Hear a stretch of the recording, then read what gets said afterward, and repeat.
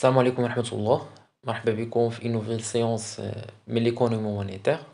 Dans la séance, on va travailler sur un examen qui concerne l'Université Al faculté de sciences juridiques, économiques et sociales de Marrakech. Un examen de la session rattrapage groupe 1. Donc, cet examen a fait deux questions. La première question, comment l'asymétrie d'information ex-ante affecte-t-elle l'équilibre du marché, justifié par un exemple, 10 points. La deuxième question, elle est à 10 points, la monnaie dans le modèle keynésien. Donc, on va voir ensemble la réponse à les deux questions. Et bien sûr, on va vous donner les idées et les éléments de réponse. Et radis donc bien sûr, si c'était le cas, on contre le jobo, et là, on a les deux questions. Donc, tout en commençant avec la première question, quand on parle de la symétrie, l'asymétrie d'information ex-ante se produit lorsque l'une des parties impliquées dans une transaction a plus d'informations que l'autre avant que la transaction ne se soit conclue. Donc, ملي كنهضروا على l'asymétrie de l'information, il y a la manière avec laquelle l'information il est partagée dans le marché. يعني entre l'acheteur et le vendeur. Est-ce qu'ils ont la même quantité d'informations et la même qualité d'information ou pas? Donc normalement, on a la symétrie d'information. Il est quand l'information il est partagée d'une manière symétrique, donc يعني l'acheteur عنده la même quantité et la même qualité d'information que le vendeur. Mais dans le cas inverse, يعني ملي ما كتكونش l'information partagée d'une manière اللي هي symétrique, هنا كنهضروا على l'asymétrie ديال l'information. C'est bon? Donc, cela peut se traduire par exemple lorsqu'un vendeur d'une voiture d'occasion connaît l'historique des réparations de la voiture, mais que l'acheteur n'est pas informé. Donc, هذا c'est un exemple. Vous pouvez citer l'exemple. يعني مثلا على سبيل المثال واحد البائع يبيع واحد الطوموبيل يعني d'occasion عارف هو قبل ما يبيع ديك السيارة شحال من مرة دار لها إصلاح، شحال من مرة مشات عند الميكانيسيان، شحال من مرة دارت لها تبدلوا لها لي بياس إتسيتيرا. ولكن لاشتور ما عندوش هاد لانفورماسيون. دونك هنا l'information n'est pas symétrique. يعني c'est pas de la même façon entre le vendeur et l'acheteur. Lorsqu'il y a une asymétrie d'information, cela peut affecter l'équilibre du marché de plusieurs manières. Donc, l'asymétrie de l'information, bien partagée, affecte l'équilibre du marché. Donc, normalement, on doit répondre à la question. En particulier, cela peut conduire à un marché où les produits de qualité inférieure sont surévalués et où les produits de qualité supérieure sont sous-évalués. Et normalement, le risque de l'asymétrie d'information qui impacte l'équilibre du marché tel que انه كتولي عندنا لي برودوي اللي عندهم واحد لا كاليتي اللي هي با عندهم واحد لا كاليتي اللي هي réduit inférieur كيولي عندهم واحد سور ايفالياسيون يعني les acheteurs ils estiment que la valeur ديالهم اكبر من la valeur réelle ديالهم. Donc هنا كتكون عندهم واحد لا ديسيزيون اللي هي ايروني. Et de la même façon, l'autre partie, ملي كتكون واحد البرودوي عنده واحد الكاليتي سوبيريور, ils sont sous-évalués, يعني sous-estimés, كيعتبروهم واحد لا كاليتي اللي هي ناقصة. Donc هنا يعني les clients passent يعني يعني dans une décision اللي هي erronée, n'est pas logique, basée sur le hasard, يعني au niveau ديال les gens. Donc cela peut entraîner une mauvaise allocation des ressources et des inefficacités sur le marché. Donc comme ça vous allez y parler, et là normalement cela il va conduire à un déséquilibre sur le marché. Donc un autre exemple, normalement si on prend le même exemple de la voiture d'occasion, si le vendeur il connaît l'historique des opérations ou bien des réparations de la voiture, il peut être en mesure de vendre une voiture de qualité inférieure à un prix élevé à un acheteur qui n'est pas au courant des problèmes. Il peut être en mesure de vendre une voiture de qualité, bien sûr, inférieure à un prix élevé à un acheteur qui n'est pas au courant des problèmes mécaniques de la voiture. Si l'acheteur avait eu connaissance de ces problèmes, il aurait probablement offert un prix inférieur pour la voiture ou aurait choisi de ne pas l'acheter du tout. Donc, normalement, on parle du cas, normalement, si l'information il est partagé d'une manière asymétrique.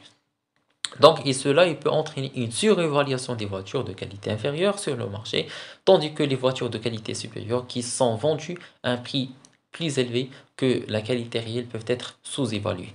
Donc, comme ça, on a répondu à la question de l'asymétrie de l'information. Et là, juste, il faut avoir bien sûr culture générale على l'asymétrie de l'information. Et si vous revenez le cours de la microéconomie de S1, vous avez étudié les choses.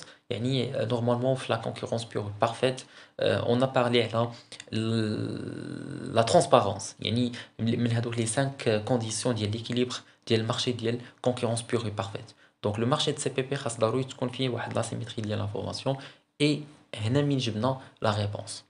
C'est bien. Deuxièmement, la monnaie dans le modèle keynésien. Donc, après avoir l'approche classique de la monnaie, on a l'approche keynésienne. Donc, Keynes, qu'il s'agit d'un économiste macroéconomique. Donc, là, on va parler à la Keynes. John Maynard Keynes, c'est un macroéconomique qui a adopté une approche active de la monnaie. Selon lui, la monnaie est désirée pour elle-même. Et il existe 3 motifs qui la justifient. Normalement, Keynes عطانا أن la monnaie عندها واحد الدور au niveau sur le marché. Donc, il est désiré pour elle-même et il remplit 3 motifs, 3 objectifs. Le premier objectif, le premier motif, c'est un motif de transaction pour échanger de la monnaie. Le motif de précaution pour en garder pour le futur et le motif de spéculation pour investir en bourse. يعني عطانا les motifs. La transaction, on va faire des échanges de la monnaie sur le marché.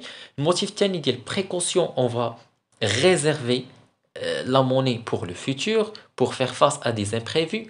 Ou le motif tel de spéculation, c'est-à-dire de l'investissement. Donc, on met les 3 motifs selon Keynes. Les 2 premiers motifs, c'est-à-dire transaction ou précaution, ils sont liés au revenu et donnent lieu à une demande de monnaie active. C'est M1 est égal L1 en fonction de Y. Tandis que le dernier motif, c'est le motif de spéculation, il dépend du taux d'intérêt et donne lieu à une demande de monnaie oisive. M2 est égal L2 en fonction de I.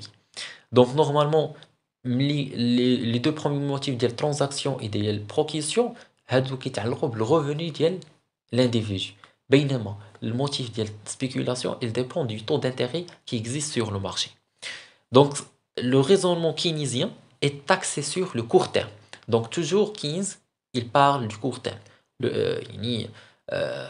Pas une approche liée sur le long terme. Avec une approche intégrationniste de la monnaie qui peut influencer les variables réelles de l'économie, une sphère réelle de l'économie, est donc nécessaire que l'État intervienne pour maintenir cet équilibre. Il a insisté sur l'intervention de l'État pour maintenir l'équilibre du marché, car les marchés laissés à eux-mêmes ne conduisent pas toujours à cet équilibre. Il faut également partir du principe de la demande effective anticipée, car le problème actuel des marchés n'est plus de l'offre, mais de la demande. Parce que c'était exactement l'inverse. L'approche classique. L'approche classique, le problème, c'est l'offre. Parce que la demande, il existe. Mais d'abord, le problème, c'est l'offre. L'offre, il existe, mais la demande, il y a qui n'existe pas. C'est bon? Donc, les motifs de transaction et de précaution, ils permettent de construire la demande de la monnaie active ou transactionnelle en fonction de revenus, les Y, pour les besoins courants ou imprévus. Le motif de spéculation, il permet quant à lui de construire une demande de monnaie oisive. Pour Keynes, la spéculation porte principalement sur les titres à revenus faibles, comme les obligations. Et lorsque le taux d'intérêt augmente, le prix des titres baisse, et vice-versa, évoluant dans le sens inverse. Finalement, Keynes, il insiste sur l'utilisation du taux d'intérêt sur son grand effet sur l'activité économique et il rejette la dichotomie entre la sphère réelle et la sphère monétaire. Donc ça, c'était la monnaie selon l'approche keynésienne qui est John Maynard Keynes. Et comme ça, on a expliquer les motifs ديال la demande ديال la monnaie dans l'approche keynésienne. Donc comme ça, on est arrivé à la fin de l'exemple. On a répondu à les deux questions. Vous avez maintenant les éléments de la réponse. Si vous tombez يعني dans l'examen avec ces deux questions, comme ça, يعني vous devez يعني répondre normalement à chaque question. Donc, je vous remercie pour votre attention et je vous donne rendez-vous dans une prochaine séance, Inch'Allah.